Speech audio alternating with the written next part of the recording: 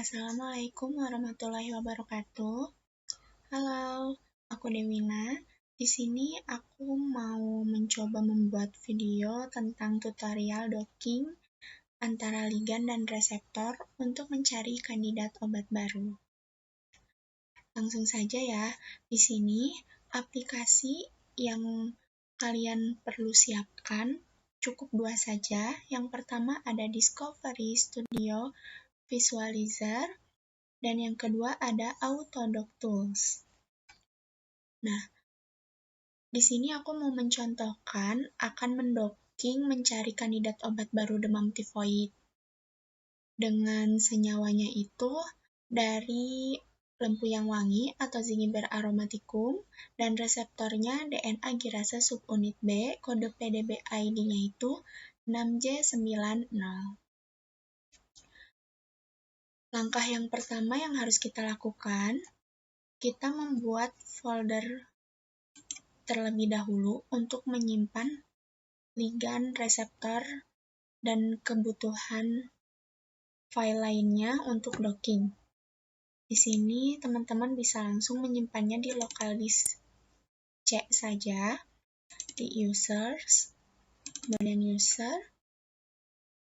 Ini saya menyimpan di sini karena nanti dockingnya itu kan menggunakan command prompt, dan command prompt saya itu otomatis penyimpanannya di sini. Jadi untuk memudahkan, saya langsung menyimpan foldernya di sini saja.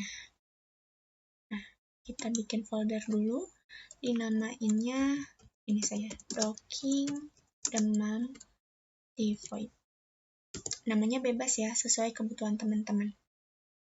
Setelah itu, bagaimana sih cara menentukan ligan dan reseptornya? Cara menentukan ligan itu kita harus tahu dulu senyawa aktif yang terkandung di tumbuhan yang mau kita docking itu apa. Dalam hal ini berarti senyawa aktif yang terkandung di dalam lempuyang wangi.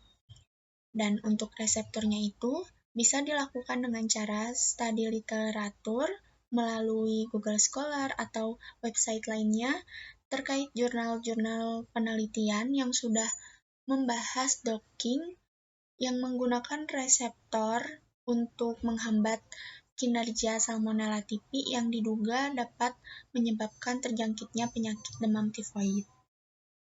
Nah, untuk melihat senyawa aktif yang terkandung di lempuyang wangi, kita bisa mencarinya secara online, secara gratis di aplikasi website NAPSEC.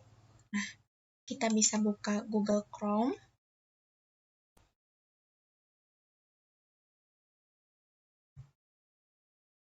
Kita bisa langsung ketik NAPSEC. Tulisannya KNAPSACK. Lalu enter. Pilih yang ini, NAPSEC a Comprehensive Species Metabolite. Klik. Kemudian scroll ke bawah, klik yang NAPSEC Keyword Search. Nah, setelah tampilannya seperti ini, kalian bisa langsung menulis nama ilmiah dari tumbuhannya.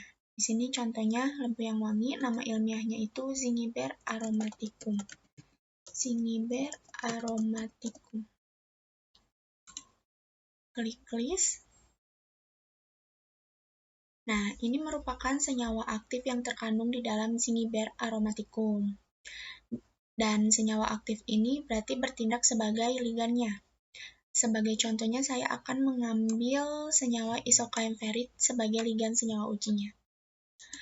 Dan untuk reseptornya, di sini saya menggunakan DNA girasa subunit B dengan kode PDB ID-nya 6J90 yang didapat dari studi literatur jurnal-jurnal penelitian terdahulu.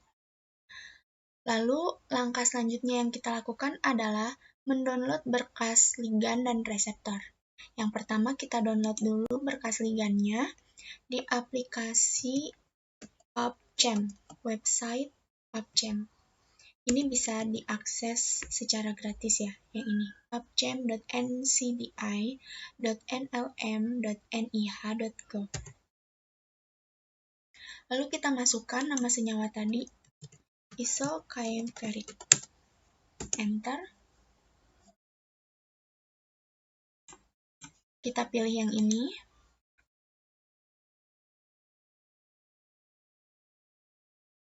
Nah, setelah muncul seperti ini, kita download dalam bentuk 3D Conformer yang SDF. Klik Save. Setelah itu, kita langsung download reseptornya. Untuk reseptornya di-download di RCSB PDB. Nah, di sini www.rcsb.org. Yang ini ya, kita pilih yang ini. Lalu kita masukkan kode reseptornya. Tadi kodenya itu 6J90. Enter.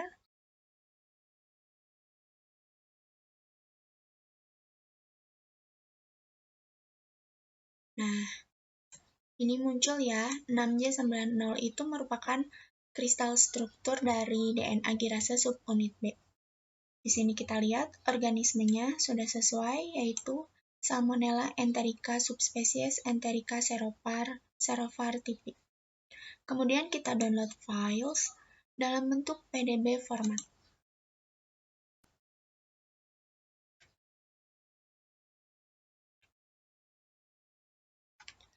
Nah, setelah semuanya siap, kita bisa close. Lalu kita buka folder download, melihat file yang sudah kita download tadi. Ini ya, dipilih ligand dan reseptornya, kemudian klik kanan.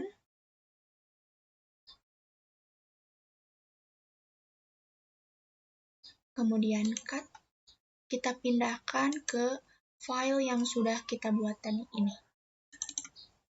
Nah, di sini yes. Setelah ini, kita bisa menyiapkan aplikasi Vina terlebih dahulu ya untuk disimpan di folder ini. Jika teman-teman sudah menyiapkan aplikasi Vina-nya, maka nanti teman-teman akan mempunyai Vina License, Vina.exe, dan Vina Split. Nah, ketiga file tersebut dipindahkan dalam satu folder yang mau didocking. Ini kita cari dulu ya. Kita pindahkan dulu. Cari di tempat penyimpanan Vina kalian.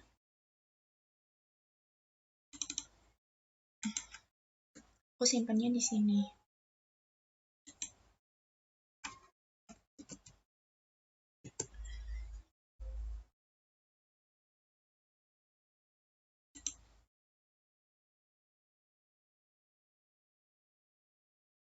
Nah, nanti otomatis jika Vina-nya sudah diinstal, akan ada Vina License, Vina Split, dan Vina.exe. Kemudian teman-teman klik kanan, di copy.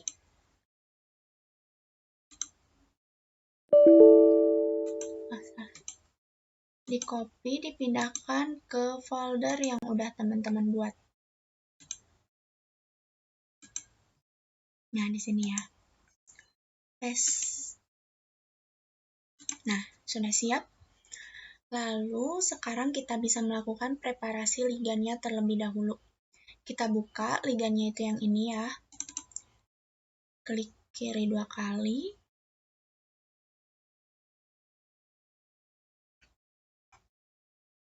Nah, ini sambil kita tunggu ya aplikasi Biovia Discovery Studio-nya. Nah, ini sudah terbuka ya tampilan Discovery Studio Visualizer-nya dan filenya juga ini. File ligand tadi sudah terbuka. Langsung saja kita save as. Kita ubah formatnya agar dapat terbaca di aplikasi Autodoc. Kita simpan di folder yang sama yang tadi udah kita buat. Sebentar.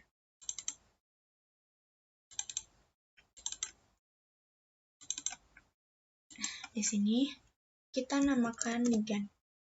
Untuk format filesnya diubah menjadi protein data bank files. Lalu klik save. Setelah itu, kita buka file reseptornya.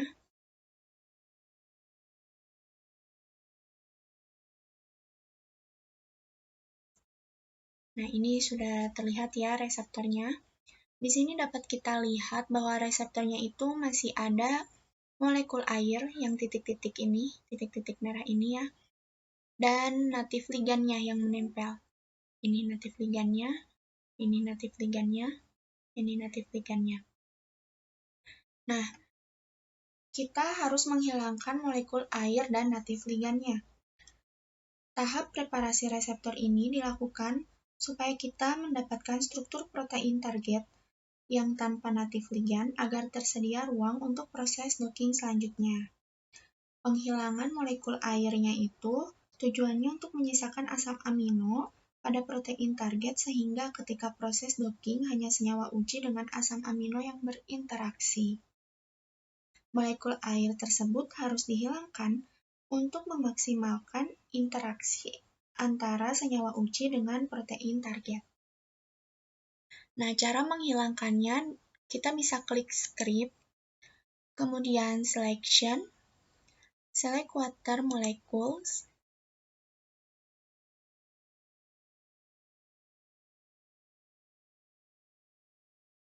nah, pastikan semuanya sudah berubah jadi warna kuning ya, ini sudah terselect. Lalu klik delete yang ini. Nah, selanjutnya untuk native ligand, klik script, selection, select ligand. Nah, ini sudah ya, tuh, sudah terpilih. Kemudian delete. Ini tampilan sesudah dihapus molekul air dan native ligandnya. Selanjutnya kita save as.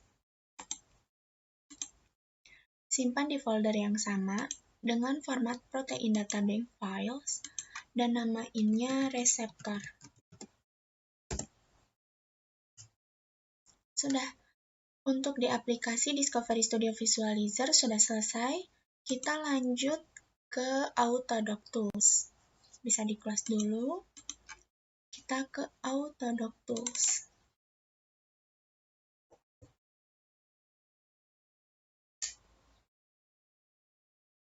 Ini kita tunggu dulu ya, beberapa detik.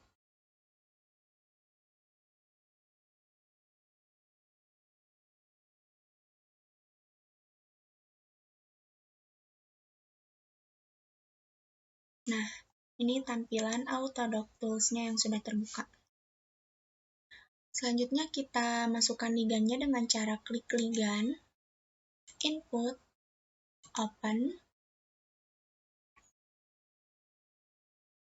kemudian cari di sini di folder yang tadi, yang pdb files, klik yang ini, ligand. Nah, sudah masuk, ini kita klik OK saja. Lalu kita tambahkan muatan hidrogen dengan cara klik edit, hydrogens, lalu add, dan klik polar only. Setelah itu kita klik ligand, torsion tree, detect group. Lalu kita klik ligand, torsion tree, choose torsion. Nah, di sini kita pilih yang make peptide backbone bonds non-rotatable, klik. Lalu yang make amide bonds rotatable, klik. Dan yang make all active bonds non-rotatable, klik. Lalu kita klik done.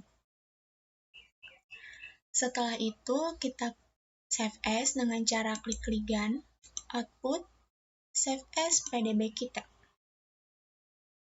Simpan di folder yang sama.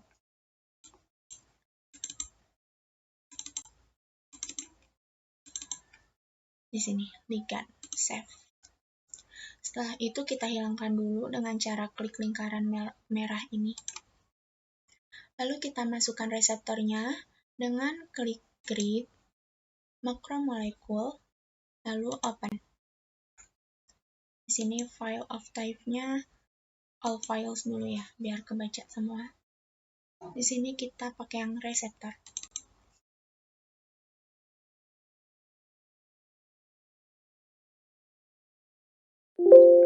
Ini klik OK. Lalu ini akan otomatis menyuruh kita untuk menyimpannya. Save as dalam bentuk pdb-kit di folder yang sama ya. Ini reseptor.pdb-kit. Save. Ini klik OK. Lalu kita tambahkan muatan hidrogen dengan cara edit. Klik hidrogen, lalu add. Ini klik yes. Lalu klik polar only. OK. Selanjutnya tambahkan lagi, klik edit, hidrogen, lalu yang merge non-polar. Setelah itu kita masukkan ligannya dengan cara ligan, input, choose, klik yang ligan, klik select molecule for autodock for. Nah, di sini bisa dilihat ya, sudah ada reseptor dan ligannya. Selanjutnya kita akan membuat grid box. Caranya dengan klik grid, lalu kita klik grid box. Nah, di sini diperbesar, sesuaikan ukurannya. Pastikan boxnya ini menutupi reseptor dan ligan. Ini kita atur size X-nya, size Y-nya, dan size Z. Kita cek, pastikan semuanya sudah tertutup. Lalu kita bisa mengatur ini, X center-nya. Lihat ya, diatur. Kita mengatur Y center-nya.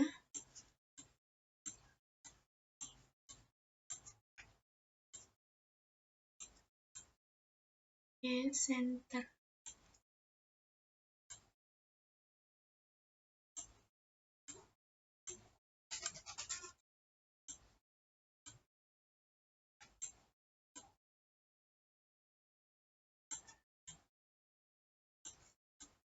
Lalu kita mengatur ini, Z center-nya.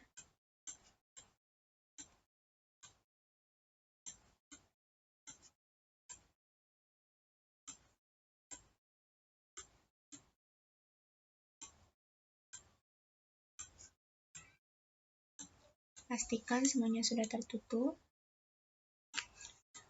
Nah, sekarang kita membuat notepad. Setelah ini kita buka notepad. Cari ya notepad. Klik untuk open. Lalu di sini kita bisa langsung tulis reseptor sama dengan reseptor.pdb-kit. Nah, untuk nama ini jika teman-teman menulis filenya itu dengan nama senyawa atau protein, misalkan protein, berarti di sini tulis saja protein.pdb-kit. Jadi ini itu disesuaikan dengan nama file yang teman-teman buat.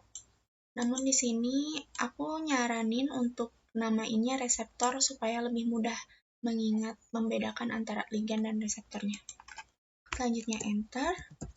Kita ketik ligan sama dengan ligan.pdb-kit. Lalu kita masukkan center underscore X sama dengan yang ini ya.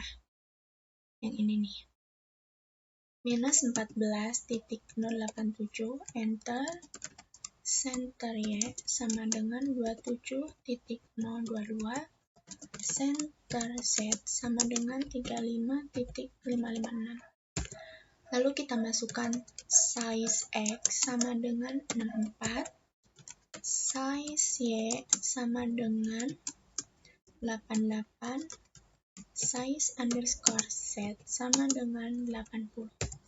Lalu kita membuat ini out-nya dalam bentuk file ligan_out.pdb kita. Pastikan semuanya sudah sesuai. Nah, lalu kita save as. Di tempat yang sama. Di sini, sebentar, takutnya salah.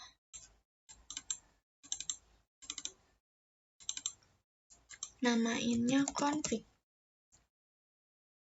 Ini type-nya ya text document.txt. Save. Lalu kita akan melakukan proses docking menggunakan command prompt. Ini bisa langsung kita close. Ini aplikasi Autodock Tools-nya juga harus di close. Karena kalau terbuka nanti proses dockingnya tidak berjalan. Close. Oke.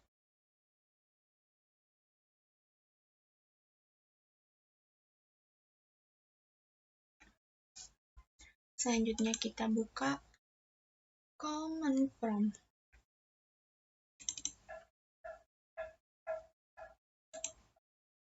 Nah, ini ya command prompt-nya. Ini kita tulis cd spasi nama foldernya docking demam tivoid, enter. Setelah itu kita masukkan perintah vina.exe spasi strip config spasi config.txt spasi strip log spasi log.txt spasi strip out spasi ligan_out.pdb kita, lalu enter. Nah, jika ada keluar seperti ini, berarti proses dockingnya sedang berlangsung ya.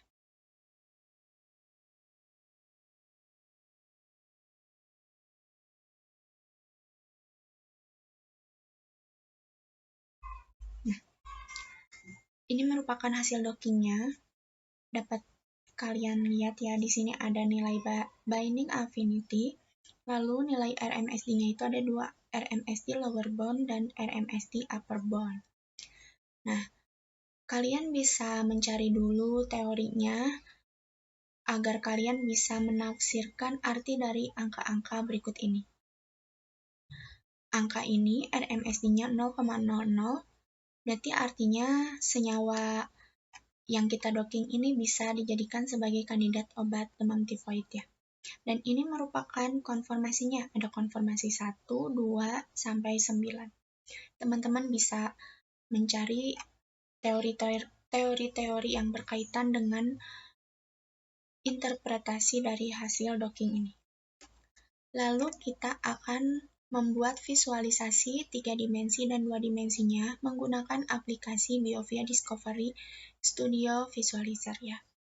Ini kita bisa close. Kita buka yang ini, reseptor.pdb ini. Klik kiri 2 kali.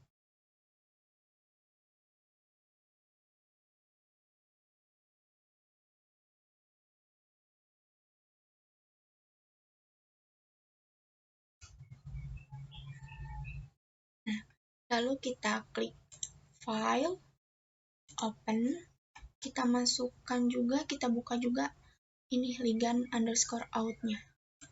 Ini filenya kita ubah ke all files biar terbaca. Nah, kita masukkan yang ini, ligan_out.pdb kita. Ini tuh hasil dari docking tadi. Lalu teman-teman bisa klik yang ini, centang kotak yang ini, ligan_out_model of, model 0. Kemudian di sini teman-teman bisa klik kanan, copy.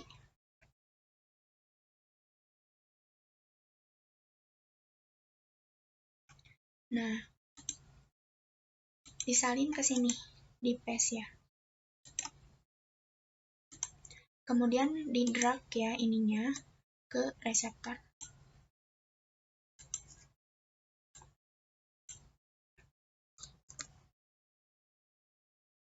di drag ininya ke reseptor. Sebentar, ininya. Nah, sebelumnya kan reseptornya itu ada di luar, ligannya itu ada di luar reseptor ya. Ada di sini nih. Ini ligannya, teman-teman. Nah, ini ligannya, ini reseptornya. Selanjutnya, kita visualisasi 3 dimensi dulu. Biasanya kalau di jurnal penelitian itu meminta ini background-nya itu diubah menjadi warna putih supaya jelas terlihatnya. Teman-teman bisa klik script, visualization, lalu klik yang publication quality. Nah, jadi putih ya. Lalu kita bisa klik ligand interaction untuk melihat ini interaksi ligannya. Kita klik ini reseptor, lalu kita klik hidrofobik. Di menu display reseptor surface. Nah, ini bisa dilihat ya. Nah, untuk visualisasi 3 dimensinya. Lalu, biasanya kan suka ada label asam aminonya. Nah, teman-teman bisa memunculkannya dengan cara klik ini, interacting receptor atoms. Lalu klik kanan di yang kuning ini. Lalu klik labels, add. Kemudian di sini objeknya diganti menjadi amino acid. Atributnya diganti menjadi 3 letter dan ID ini. Ini untuk colors ininya, tulisannya kita ubah yang warna hitam ya, biar tegas. Lalu oke. Nah, bisa terlihat ya di sini. Tuh, di sini sudah ada asam aminonya. Lalu untuk mengambil gambarnya itu, saya sarankan menggunakan snipping tools. Nah, teman-teman bisa atur dulu posisinya supaya semuanya terbawa ketika di capture ya. Mungkin cukup seperti ini. Lalu kita cari snipping tool.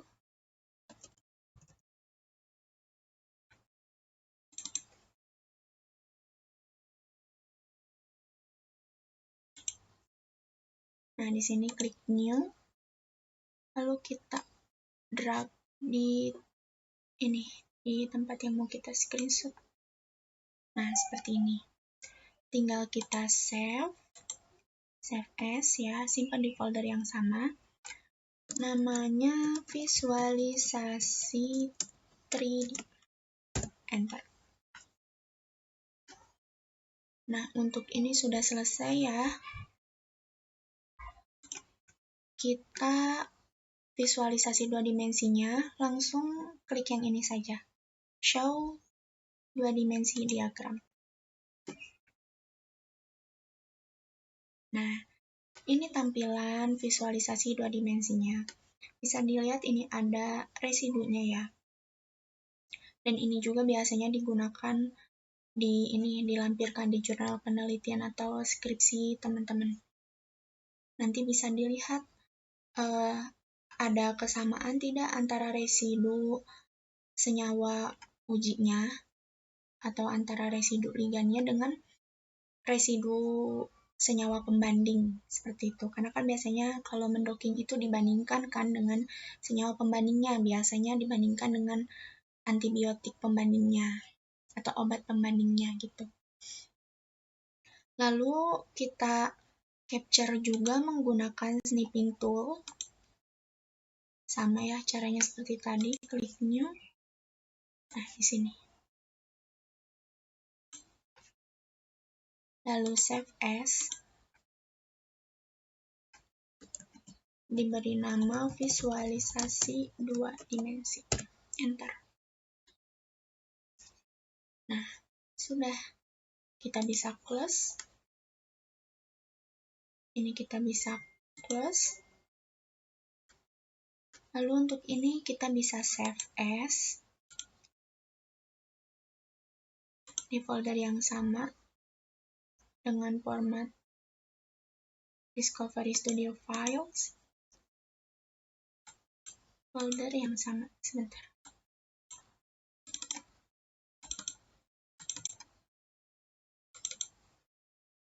Nah, namanya misalkan reseptor 2. Di sini ya. Ini formatnya mohon maaf, jadi protein data bank files. Lalu save. Sudah. Close. Ini tadi udah di save ya. Nah, sudah selesai dokinya. Semoga video tutorial ini bisa membantu teman-teman yang sedang melakukan penelitian menggunakan docking ya. Dan semoga teman-teman bisa paham dengan apa yang sudah aku jelaskan tadi. Untuk teman-teman, jika ada pertanyaan atau mau memberikan kritik dan saran yang membangun untuk aku ke depannya, bisa langsung tulis di kolom komentar video YouTube ini ya. Atau untuk teman-teman yang ingin berdiskusi lebih lanjut dan kemungkinan aku bisa membantu terkait pertanyaan-pertanyaan dari teman-teman, bisa langsung menghubungi aku di email yang sudah aku tulis di deskripsi video ini. Terima kasih. Semoga bermanfaat ya. Sukses selalu.